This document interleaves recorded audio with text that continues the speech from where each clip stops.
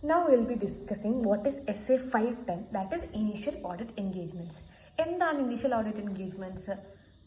It is an engagement in which either the financial statements of the previous years are not at all audited or it is being audited by a predecessor auditor that is different from the current auditor. Okay, so ഇതിനകത്ത് objective എന്ന് പറയുന്നത് we should obtain sufficient and appropriate audit evidence whether the opening balances is containing any sort of misstatements that can materially affect the current year financial statements. Okay, first objective is to understand whether the opening balance is containing any sort of material misstatements that is affecting the current year financial statements.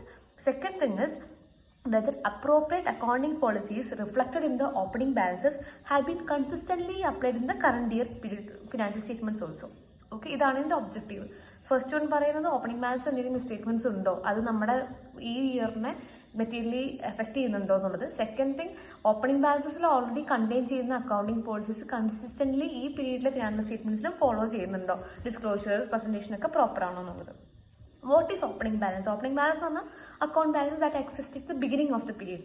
ഈ balance എന്താ, കഴിഞ്ഞ വർഷത്തെ closing period balances ആണ്. Okay, and it also include disclosures that existed at the beginning of the period such as contingency, commitments, ഇതെല്ലാം അതിനകത്ത് പെടും. Okay, എന്താണ് opening balance check ചെയ്യാനുള്ള ഓഡിറ്റ് പ്രൊസീജിയേഴ്സ്?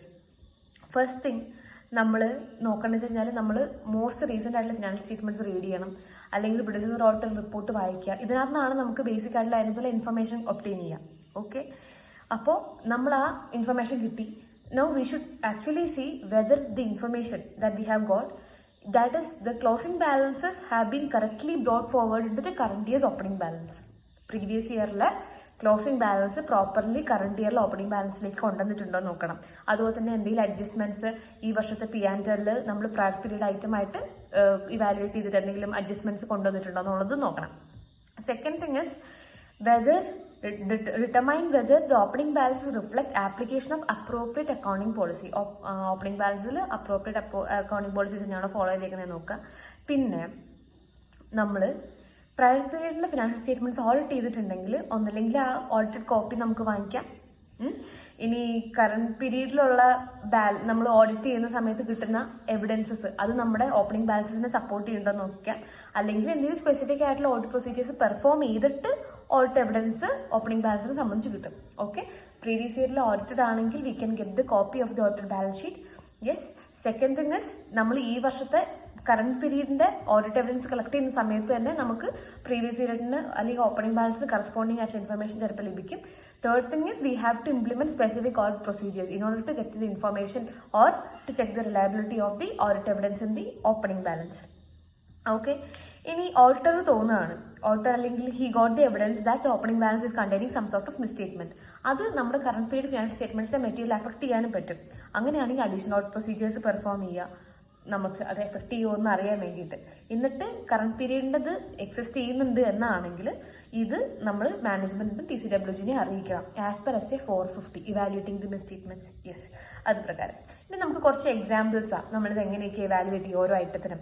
ഇപ്പം കറണ്ട് അസറ്റും കറണ്ട് ലയബിലിറ്റിക്ക് ആണെങ്കിൽ ആ കറണ്ട് പീരീഡിൽ തന്നെയല്ലേ അത് വെച്ചിട്ട് ഇവാലുവേറ്റ് ചെയ്യുക. ഇപ്പോൾ ഡെറ്റേഴ്സും ക്രെഡിറ്റേഴ്സൊക്കെ ആണെങ്കിലോ നമുക്ക് ഈ വർഷത്തെ ട്രാൻസാക്ഷൻസ് നോക്കുമ്പോൾ നമുക്ക് ഏതാണ്ട് ഓപ്പണിംഗ് ബാലൻസിൻ്റെ ഒരു ഐഡിയ കിട്ടും. ഈവൻ ഇൻവെൻട്രീസ് ഈ വർഷത്തെ ഇൻവെൻട്രി കൗണ്ടിങ്ങും കാര്യങ്ങളും നമ്മൾ അത് ഒബ്സർവ് ചെയ്യുമ്പോഴും റീകൺസൈൽ ചെയ്യുമ്പോഴൊക്കെ നമുക്ക് ഓപ്പണിംഗ് ബാലൻസിനെ പറ്റി ഏതാണ്ട് ഒരു ഐഡിയ കിട്ടും. ഓക്കെ, പിന്നെ നമ്മൾ ഗ്രോസ് പ്രോഫിറ്റ്, കട്ട് ഓഫ് ഇതൊക്കെ ഒന്ന് ചെക്ക് ചെയ്യാം. ഇപ്പം നോൺ കറണ്ട് അസറ്റ്സ് ഒക്കെ ആണെങ്കിൽ നമുക്ക് അസറ്റ്സിനൊക്കെ ടൈറ്റിൽ ലീഡ്സും അക്കൗണ്ടിങ് റെക്കോർഡ്സ് ഒക്കെ ഉണ്ടല്ലോ, അപ്പോൾ അതൊക്കെ വെച്ചിട്ടാണെങ്കിലും ചെക്ക് ചെയ്യാം. പിന്നെ തേർഡ് പാർട്ടിൻ്റെ അടുത്ത് കൺഫർമേഷൻ എടുക്കാം. ഇപ്പോൾ ലോങ് ടേം ഡെറ്റിൻ്റെയോ ഇൻവെസ്റ്റ്മെൻറ്റ്സിൻ്റെയോ ഡീറ്റെയിൽസ് ആണെങ്കിലും നമുക്ക് എക്സ്റ്റേണൽ കൺഫർമേഷൻ വഴി അവരുടെ അടുത്തുനിന്നും ഇൻഫർമേഷൻ എടുക്കാൻ പറ്റും. ഇനി auditor should actually obtain sufficient audit evidence that accounting policies have been consistently applied in the current period financial statements. അത് കൺസിസ്റ്റൻ്റ് ആയിട്ട് അപ്ലൈ ചെയ്തേ പറ്റുള്ളൂ. അതുപോലെ തന്നെ എന്തെങ്കിലും ചേഞ്ചസ് നമ്മൾ പ്രോപ്പർലി അക്കൗണ്ടഡ് ആണോ, പ്രസൻറ്റേഷൻ ഡിസ്ക്ലോഷേഴ്സ് ഒക്കെ ഫിനാൻഷ്യൽ റിപ്പോർട്ടിംഗ് ഫ്രെയിംവർക്ക് പ്രകാരം കംപ്ലൈ ചെയ്യുന്നുണ്ടോ എന്നുള്ളത് നോക്കണം. ഇത് ചെയ്തിട്ടില്ലെങ്കിൽ ക്വാളിഫൈഡ് അല്ലെങ്കിൽ അഡ്വൈസ് ഒപ്പീനിയൻ ആയിരിക്കും വരിക. ഇനി നമുക്ക് എവിഡൻസ് കിട്ടുന്നേ ഇല്ല, അങ്ങനെയാണ് എന്താ സ്ട്രേറ്റ് അവേ ക്വാളിഫൈ അല്ലെങ്കിൽ ഡിസ്ക്ലെയിമർ ഓഫ് ഒപ്പീനിയൻ വരും. ജസ്റ്റ് ഇനി ഓപ്പണിംഗ് ബാലൻസിൽ മിസ്റ്റേറ്റ്മെൻറ്റ് ഉണ്ട്, അത് കറണ്ട് പീരീഡിലെ മിസ്റ്റേറ്റ്മെൻറ്റ് ഫിനാൻഷ്യൽ സ്റ്റേറ്റ്മെൻറ്റ്സ് എഫക്ട് ചെയ്യുന്നുണ്ട്, അതല്ലെങ്കിൽ അത് പ്രോപ്പർലി ഡിസ്ക്ലോസ് ചെയ്തിട്ടുമില്ല, അങ്ങനെയാണെങ്കിൽ ഡയറക്റ്റ്ലി ക്വാളിഫൈഡ് അല്ലെങ്കിൽ അഡ്വൈസ് ഒപ്പീനിയൻ ആണ് വരിക.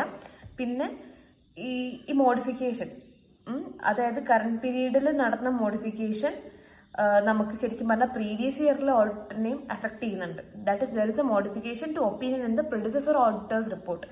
ആളുടെ ഇതിനകത്തുള്ള പ്രശ്നമാണ്, ഓപ്പണിംഗ് ബാലൻസിലുള്ള മിസ്റ്റേറ്റ്മെൻ്റ് ആണ്.